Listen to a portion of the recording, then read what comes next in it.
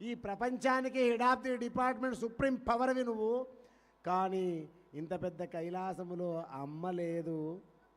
అమ్మ లేకపోతే ఎంత పెద్ద కైలాసం ఉన్నా కూడా శ్మశానం లాగానే కనబడుతుంది అని శివకింకరులు రోజు ఏడుస్తుండ్రట. ఏడుస్తూ ఏడుస్తూ ఏడుస్తూ ఉంటే ఆ అమ్మ కైలాసములో అడుగుపెట్టిన క్షణము ఆ శివకింకరుల ఆనంద తాండవం కాదు. ఈరోజు చాలామంది చైర్మన్ గారు వచ్చి ఒక 4 విషయాలు మాట్లాడినప్పుడు నాకు తెలిసి ఒక 50-60 మంది ఆనంద బాష్పాలు ఏడిచిండ్రు. నేను చెప్తున్నాను, ఆనంద బాష్పాలే ఖచ్చితంగా.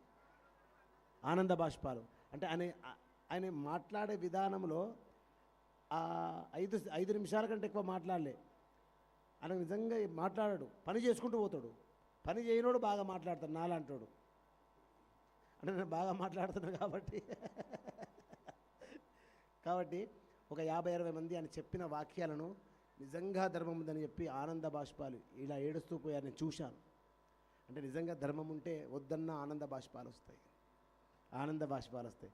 మరి అటువంటి మహాదేవుడి యొక్క కైలాసపురములో ఆ తల్లి అడుగుపెట్టి దివ్య మణిమయ ఖచ్చిత విరాజితమైనటువంటి బంగారు సింహాసనంలో కూర్చొని ఆ తల్లి ఆనందపడుతూ, ఆ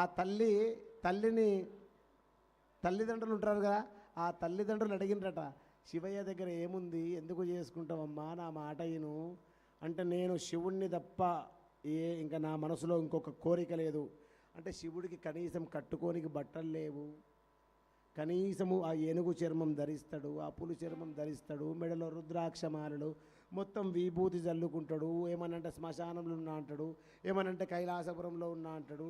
కనీసంలో కనీసము ఓ గడియారము లేదు, ఓ రింగు లేదు, ఓ ఉండడానికి ఇల్లు కూడా లేదు. ఇల్లు లేని ఇంట్లో నువ్వు ఎలా బతకగలుగుతావే అని ఆ అమ్మాయి తల్లిదండ్రులు మొరపెట్టుకుంటే, నువ్వెన్నన్నా పెట్టుకో, నాకు ఆయనే నచ్చిండు, నాకు ఈయనే నచ్చిండు, అంతేనా? అంటే ఈ సృష్టిలో ప్రతి ఒక్కటి సృష్టించింది ఆయనే.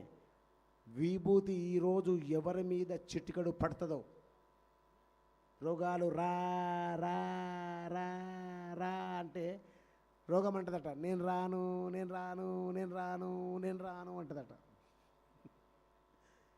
ఏం పెట్టుకుంటే ఈరోజు చిటికెడు విభూతి పడితే, అందుకే చిటికెడు విభూతి ఆ స్వామివారి మీద వేసేటప్పుడు చూడండి, వాళ్ళ చెంబడు నీళ్ళు పోస్తే కుష్, చిటికెడు విభూతి వేస్తే బస్. అటువంటి పరమశివుని ఆనందంగా వివాహమాడి కైలాసపురంలో అడుగుపెట్టి ఆ సుందరేశుడు ఎప్పుడూ అలంకరించుకోడు.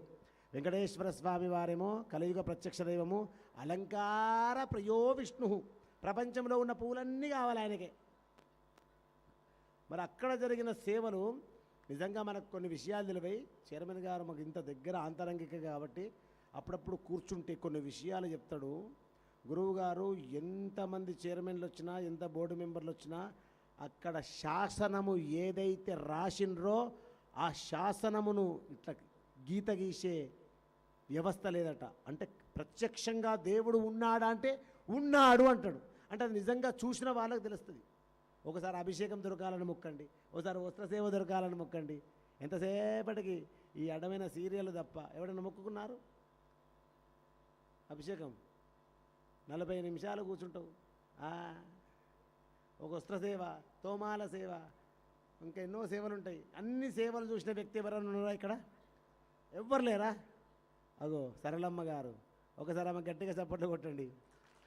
ఆమెను చూస్తే మీరు చూసినట్టే. ఎందు గురించి అంటే ఆమె దేవుణ్ణి ఏం కోరది.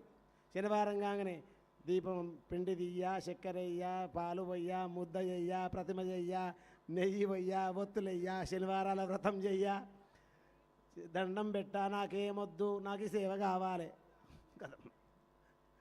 అంతే. స్వామి తలుచుకుంటే ఇంతసేపు ప్రత్యక్ష దైవమని. అటువంటి ఆ స్వామి ఈ స్వామి ప్రత్యక్ష దైవాలే కాబట్టి తప్పనిసరిగా మనస్సంకల్పితాలు నెరవేరుతాయి.